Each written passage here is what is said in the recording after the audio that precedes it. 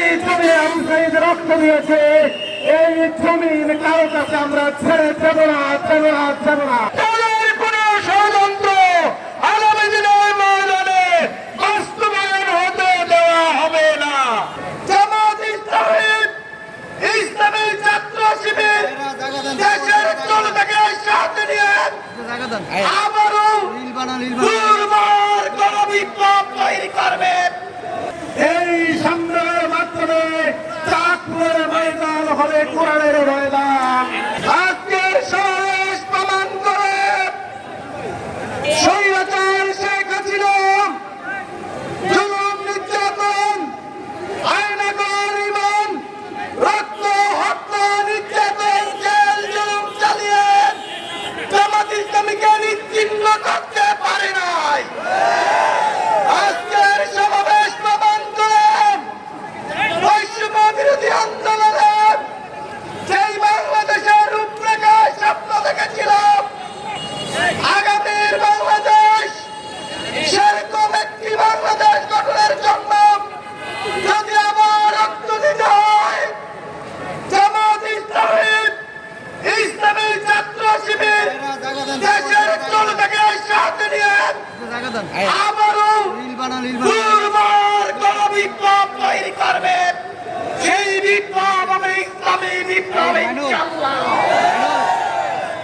সেই বিপ্লবে আগামী দিনে সকলকে সোচ্চার ভূমিকা পালন করার আহ্বান জানিয়ে আগামী দিনে কেন্দ্রীয় সংগঠন চাঁদপুর ৩ আসনে যেই সিদ্ধান্ত দিবেন, জননেতা অ্যাডভোকেট সাজাদ ভাইকে নিয়ে করে করে আমাদের কাজ করে জামাত ইসলামীর পক্ষ থেকে মাননীয় সংসদ সদস্য উপহার দিতে কি আপনারা রাজি আছেন?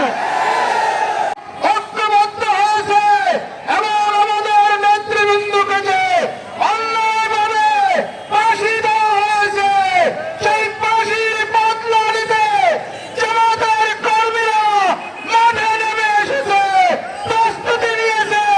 তাদের কোনো ষড়যন্ত্র আগামী দিনের ময়দানে বাস্তবায়ন হতে দেওয়া হবে না।